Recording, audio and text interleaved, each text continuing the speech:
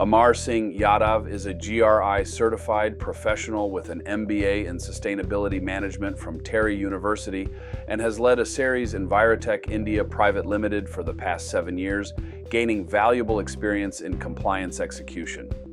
Passionate about delivering environmental services, his organization drives innovative solutions that help businesses balance profitability with sustainability, ensuring a lasting positive impact on society. I'll be speak about how we can develop sustainable business model for our e-waste management tool for our clients. So basically in this we will talk about what is e-waste, how government of India has prepared the rules and regulations for the environment and social aspect also. And meanwhile, what Aseries has done to manage our client electronic waste licenses so that they can run their operations smoothly. So in this, it's a brief about me. Basically, earlier Michael also discussed about me. I'm Amar. I have more than 13 years of experience in a waste management consulting, environment compliance execution domain, and sustainability. I'm GRI certified professionals and MBA in business sustainability management domain I have completed. And there are four companies currently I'm working with the Aseries Envirotek, there is a Virat Global Lab where we do environmental monitoring and testing for the air, water, soil, noise. And for the e-waste collection, we are developing a digital platform for collection of electronic waste from the households and bulk consumers, also producers and refurbishers. So waste card, this is a waste card, and this ENV tube we are planning to do environmental media platform. We will showcase all the things happening around the world. So these are the basic things which we will discuss in later. And this about electronic waste, the waste, electronic waste refers to the electronic and electrical waste, which is not in usable conditions. Basically, there are a lot of home large appliances. I mentioned there small appliances, computer and IT waste, small personal devices like phones, and the electrical and electronic tools, other devices, instruments like large appliances you can talk about like fridge, AC, all this. So what are the key aspect of e-waste? There are four components which I'm going to cover in this because if you talk about electronic waste, there are a lot of components involved. The basic components: gold, silver, copper, lead, mercury, cadmium, etc. And if electronic waste not disposed of in a proper manner, there is a lot of environmental impact, negative impact on the society, profitability, and this health issues. And this we will talk about the regulations. What is government of India has formed the regulations to manage the electronic waste, and this recycling and sustainability is the last part. We will discuss how recycling is important for the sustainable future. So why e-waste management important? Because if you can see the bar graph, there are 68% growth in 2019 to 24. In the 5 years, we have seen that in India, the electronic consumption demand is growing and waste also going by 68%. So what is the impact? Impact on waste, the impact is on environmental impact. Environmental impact basically, if electronic waste do not dispose in a proper manner, then it leads to the air pollution, water contamination, and this is soil degradation over there. Then human health also impacted and social impact same, because in if we not dispose in a proper way, there's a lot of health issues is mentioned here. It's a headache problem, diarrhea, there is a lung cancer involved in this. So economic also impact. The if electronic waste is not going to recycle properly, then there is a lot of economic impact involved in this, because if you do not recycle in a proper way, you are not going to be profitable at all. And the metal are in a very scarcity. Metal is in very scarcity manner in a whole global world. So we have to use the concept of reuse, recycle, and reduce. All these concept we have to cover in this. So if you talk about Indian rules and guidelines on e-waste, then the Indian government had formed the Electronic Waste Management Rule 2011 first way, and then after they have to form in 2016, there are some amendments over there. Then they finally came up with the e-waste management tool to 2022. So if you see the EPR implementation because this is extended producer responsibility implementation. What is EPR? EPR basically the government of India has made the rules and regulation for the manufacturer, brand owner, producer. So they have their certain responsibility. The kind of electronic items they are selling in the market, they have to have some responsibility to collect the electronic waste from the household, from the end of consumer to the recyclers. The whole purpose is to making the EPR implementation in the Indian scenario. So initially in 2011, it was in mandate voluntary. So in 16 they have got mandatory, but in 2022 and 24 amendment, they are basically introduced the credit based system. If you have certain kind of waste target, you have to buy the credit from the recycler. Okay, so recycler give you the credit. Suppose you have 100 kg waste, you have to dispose it off in a proper manner. Then you have to contact to the recycler, and recycler will collect on behalf of you for the e-waste to give the to recycler and give you the certificate. And this certificate you have to upload in the portal. So this is the customized and instrumentation of software-based system developed by the Central Pollution Control Board in India. So these are the things. Then initially in 2011, the EPR authorization, the companies, only 5-6 companies adhered to take 5-6 to the EPR licenses. In 2016, they have to increase the number into 2,000 plus companies had taken the EPR licenses. And this, once the EPR management tool 2022 implemented, more than 8,000 companies had taken the EPR authorization. And some of companies also in a process to taking the EPR. So it's a win-win situation for the government of India, producer, recycler, and for the sustainability itself. So if you talk about collection target, there is no collection target in the 2011, but the collection target in 2016, they have to set up a 50%. They have to collect 50%. And the in e-waste management tool 2022 and subsequent amendments, they have put the target up to 80% for the producer, for the refurbisher, and for the they have to collect the 80% of the total waste, total sale what they have done earlier. Then compliance mechanism, earlier it was manual, and 2016 is what also manual, but in 2022 and 24 it was completely centralized portal on the CPCB, Central Pollution Control Board. You have to visit the Central Pollution Control Board site, you have to log in the things, and you have to upload the all the compliances over there. Then recycling regulation, earlier the license was granted on the basic provisions. They have to take the license from the respective state pollution control board, and this things. And after that, in e-waste management tool 2016, they have to visit for the they have streamlined the process. They have the audit facility. So you have to, once you have to obtain the want to set up a recycling facility, you have to go for the follow all the process rules regulation. After that, you have to grant the things. And in a 22, they have to give the mandatory that recycler have to have take EPR authorization to collect the electronic waste on behalf of clients, on behalf of the producer, on the behalf of recyclers.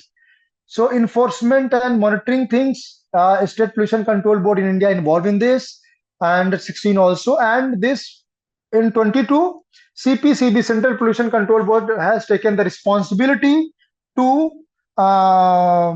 tracking the compliance part itself. And the most important part of this rule of India, this item included.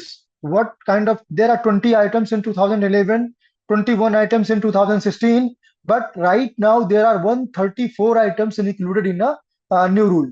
So these are the huge, there are a huge number, there is a huge list to cover to collect the electronic waste from electronic covered in the electronic waste management rule.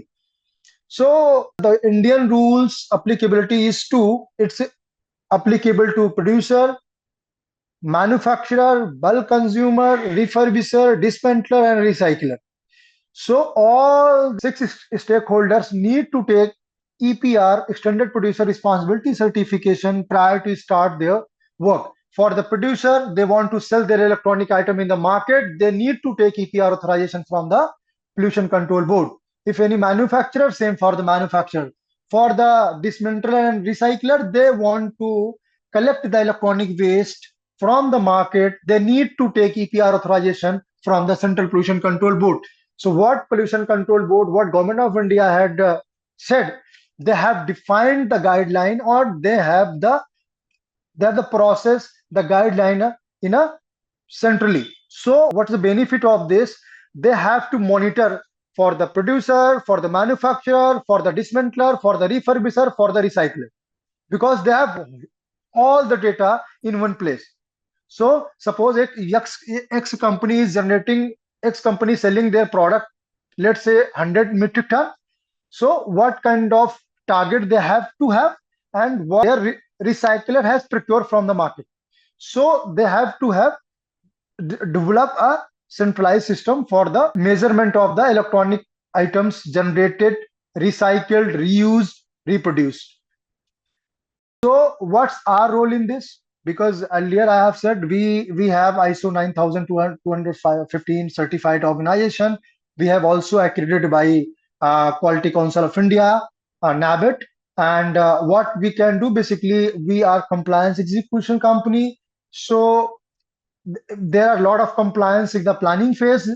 There are a lot of compliances needs for that at time of establishment, and there are a lot of compliance required in the during operations in India. So we will help companies for the at the time of planning, at the time of establishment, and at the time of operation. So we have innovative solutions for this. We have trained manpower, we have some softwares, we have to develop those aspects to give the solutions for their or to their our clients. So some of our services I'm talking about, there are compliances under e-waste management tool. We are giving the consulting. We are execute the compliance.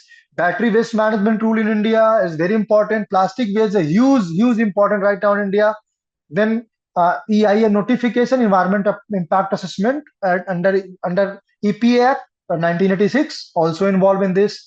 We have developing every company is developing the business responsibility and sustainable reporting in India, so it's also mandatory. So there are certain services we are offering in India to our clients to fulfill their compliance need without compromising their operation activity. So in this, I will talk about how Aseries will help our clients to manage their responsibility under e-waste management tool, so that they don't have to shut down their operation, their production, and all those things. So I have two examples in this. The T series, this name is Super Cassette Industries Private Limited, and Ingenico International India Private Limited. So what they have issued, they have a custom authority have stopped their clearances due to don't have EPR authorization from the Central Pollution Control Board. So they have hired us, and in this we have offered services in a two-way, in a pre-compliance and post-compliance. What I have done, I have to prepare them for the EPR plan, because there are these called Extended Producer Responsibility Plan.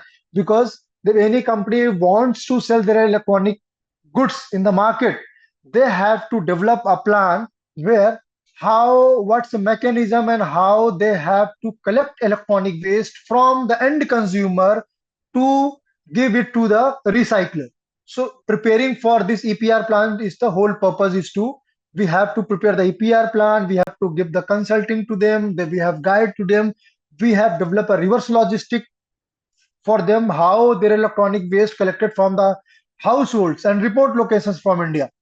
So we have to file their application application to the CPCB, and we have to assist the EPR authorization, grant of authorization from the Central Pollution Control Board. Once they have got the EPR licenses, there are certain conditions, there are certain obligation on this. So they have, for the fulfilling those compliances and obligations, we are there. We have to filing their quarterly and annual returns on behalf of them, establish effective e-waste collection mechanism and target also, and assisting running awareness programs, because there is a lot of problem going in India, because a lot of people don't know about electronic waste, how much this is harmful for their life.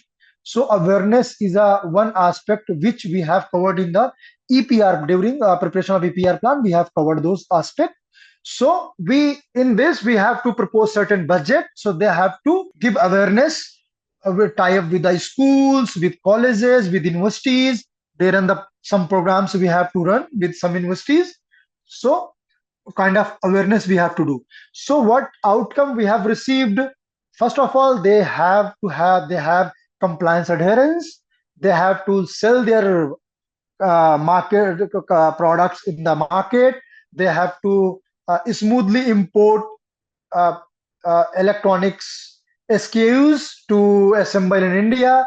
So APR credit utilization properly, enhance market access, resource optimization. So these are the things they have to have. These are almost 7 to 8 years. They are working quite efficiently in the Indian market. And in the proof, there are producer recognition. We have seen that in Genuco, it's a producer ID is 5290, and this T series, this producer ID is 871. So we have given the compliance execution for them. They have to got the authorization from the Central Pollution Control Board to execute their product and serve a product in the market, to sell their product in the market. So these are the proof I'm showing. And another case history I'm talking about for the manufacturer.